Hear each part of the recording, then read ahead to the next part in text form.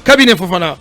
Walker et bonjour à tous. Il faut rappeler que ce soir on aura le. Voilà, c'est le grand débat. Hein. Exactement, le grand débat ce soir. Qui va donc mettre aux prises Macron et Le Pen. Ouais.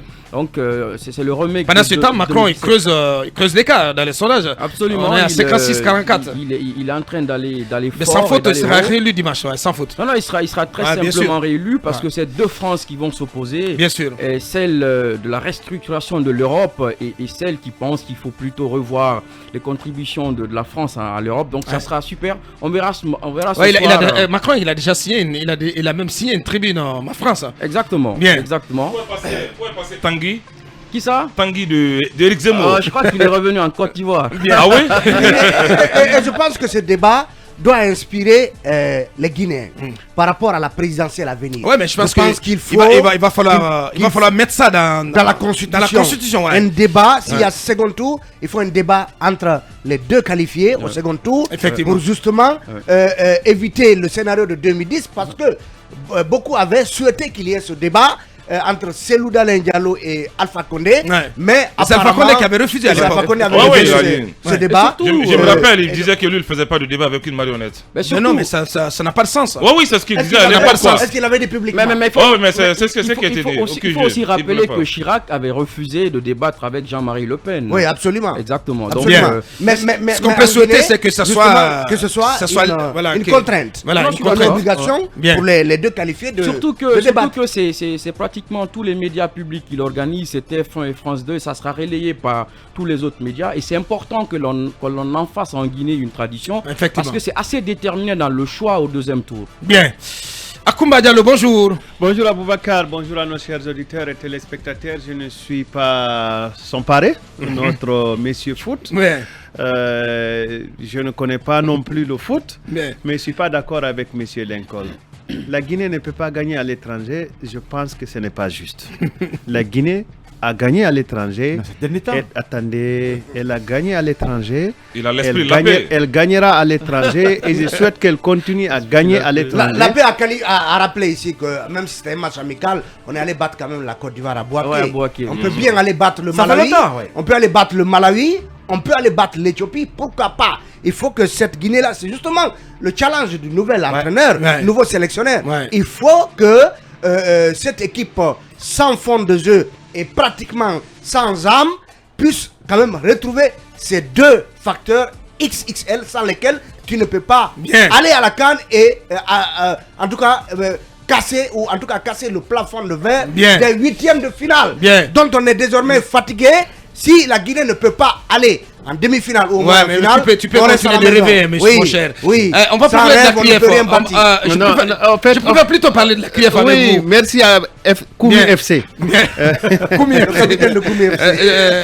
Parlons de la QF. En fait, il y a eu ce procès qui a été l'audience, l'ouverture du procès en référé, mais vous savez, généralement, ce type, en tout cas celui d'hier, le référé d'hier a été décidé qu'il se tiendra à huis clos. Monsieur le procureur spécial après la CRIEF a demandé un report de 48 heures, d'autant plus qu'il n'a reçu la notification, selon nos informations, du jugement de la tenue du jugement qu'aux alentours de 8h40. Il a demandé un report de 48 heures. C'est à cette demande-là que le président audiencier, donc le juge audiencier, a accepté. Et puis il y a eu le report. J'allais dire, les services du parquet ont demandé un report. Alors, ce qu'il faudra retenir, c'est qu'une de nos hypothèses d'hier, parmi les 4 ou les 5, a prospéré. Parce que nous avions avancé comme quoi il se pourrait, comme hypothèse en tout cas, il se pourrait que monsieur le procureur ou le parquet demande un report, il se pourrait que le juge se déclare incompétent, il se pourrait que le juge se déclare compétent et puis peut-être il requalifie le mandat de dépôt ou il met les prévenus en liberté provisoire sous contrôle judiciaire ou en tout cas en liberté sous contrôle judiciaire. Et puis il y avait le fait qu'on avait estimé que ça allait être un jeu de stratégie cette ouverture du procès. Et je pense qu'on n'a pas eu tort de croire qu'il y allait y avoir un jeu de stratégie. Parce qu'à présent, on est d'abord sur les stratégies avant d'aller vers le droit. Et je pense que, bon, il serait pendant ce temps, voilà, disons, pour rester dans les limbes de tes propos, donc le grand jour, c'est demain jeudi. Il se pourrait que le grand jour soit demain jeudi, mais c'est un grand jour. Moi, je ne serais pas content du grand jour. Pourquoi? Parce Comment que ça? si c'est à huis clos, je ne serais pas content parce que si c'est à huis clos... C'est l'issue qui est importante. Oui, non, un procès est parce que les partisans des Kassouri, ils étaient encore mobilisés hier. Ils estiment que leur leader, leur champion se retrouvera dehors à partir de demain. Oui, ils ont raison de croire en cela. Et bon, moi je ne suis pas Freud pour être dans l'illusion de l'avenir, mais ce qui est clair, c'est que ils le souhaitent, ils doivent prier pour, ils doivent se battre pour, dans le respect des règles établies pour une telle procédure.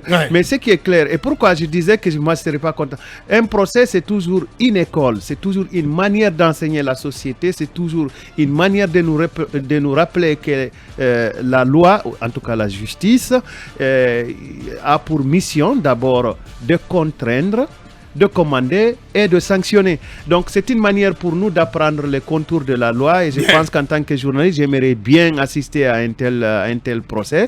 Mais ce n'est qu'un référé. Et attendons le procès au fond. Bien.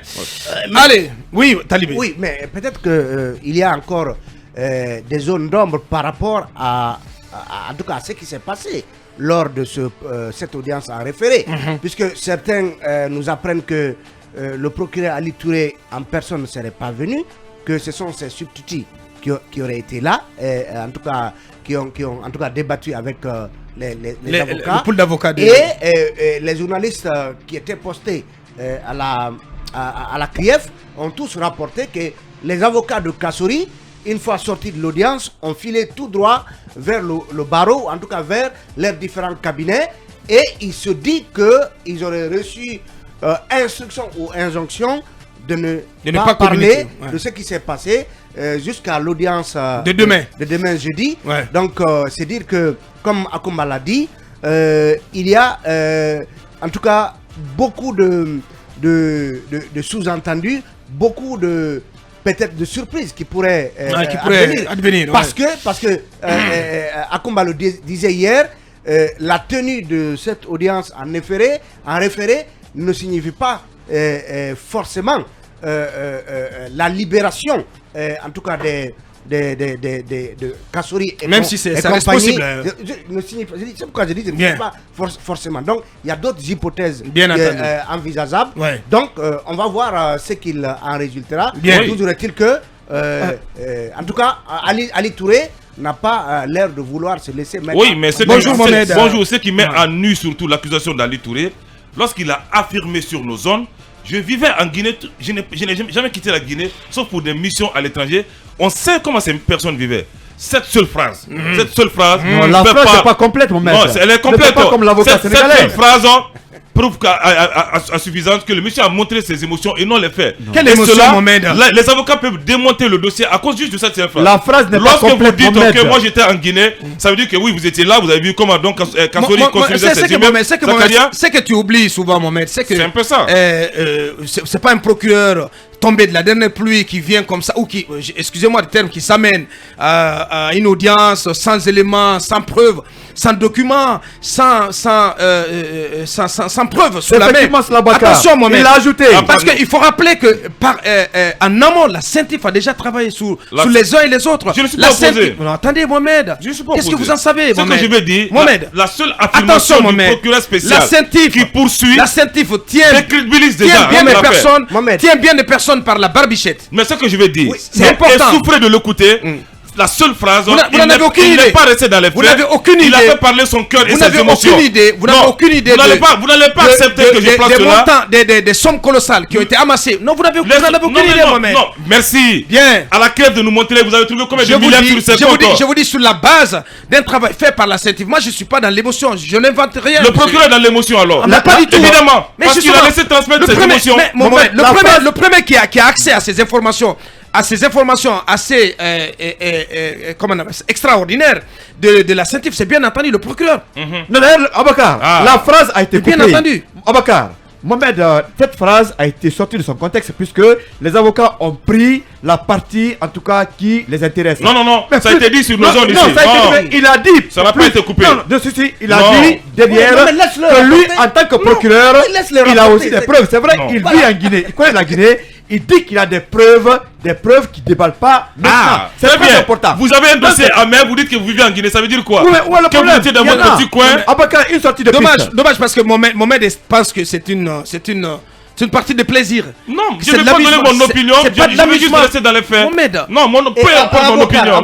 C'est pas de l'amusement cela, Mohamed. C'est pas de l'amusement. Ce sont des pères de famille qui sont en prison comme ça. Ce sont des pères de famille qui sont humiliés. Qui voient leur carrière ternie. Bien. Il faut préciser les choses. L'audience à référé dont il est question ne touche pas au dossier dans le fond. Non, pas du tout. C'est une bataille de procédure. Parce que... Qui a été viciée. Non. Je dis c'est une bataille de procédure.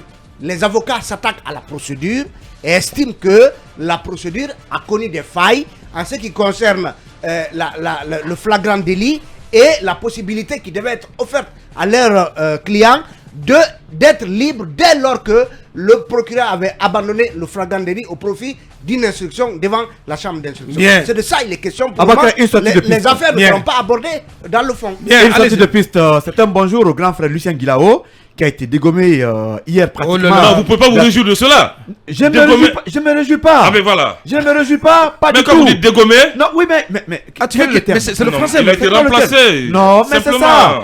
On peut ne pas aimer le monsieur. D'ailleurs, on parle de football. Sa vie est liée aussi au football. Bien sûr. Mais à l'ONPP, Lucien Guilao a laissé beaucoup de traces. Allez à l'intérieur du pays, ces femmes il a fait ce qu'il a pu faire pour le pays. Monsieur. Voilà. Donc, on ne peut pas jeter. Et pour cela, le pays, le reste le bébé et l'eau de bain.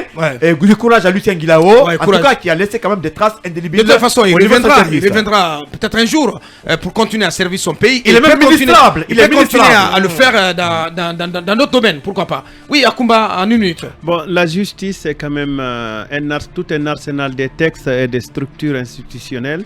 Si nous pouvons, avec l'aide des praticiens du droit, nous interroger sur certains contours de la procédure appliquée à M. Ibrahima Kassori Fofana et compagnie, on peut tout de même estimer ou même espérer que M. le procureur spécial près la CRIEF dispose quand même des éléments qui pourraient soit provenir de l'inspection d'État, soit provenir de la Cour des comptes, soit provenir de la CENTIF ou même de l'ORDEF ou de l'Agence nationale de lutte contre la corruption, même si effectivement même M. Silla de l'Agence nationale de la lutte contre la corruption fait face à certaines accusations assez surprenantes.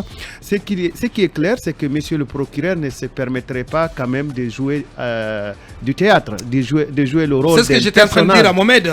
C'est pas de l'amusement. Et on peut quand même conclure que la procédure est assez remise en cause par plusieurs praticiens du droit, mais il s'agit des accusations aussi graves, des crimes de détournement, des crimes de blanchiment d'argent. Beaucoup pensent que M.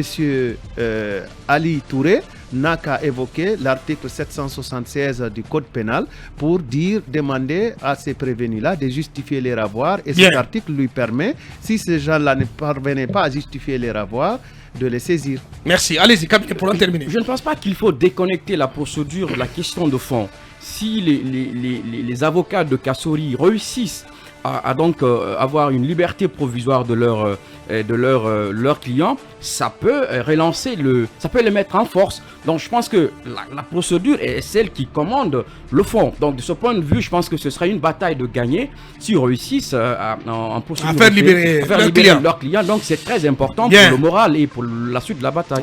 Attendons de voir ce qu'il se passera demain, jeudi, devant la CRIEF dans ce dossier concernant l'ancien Premier ministre, donc Kass et compagnie, n'en déplaise. Mirador continue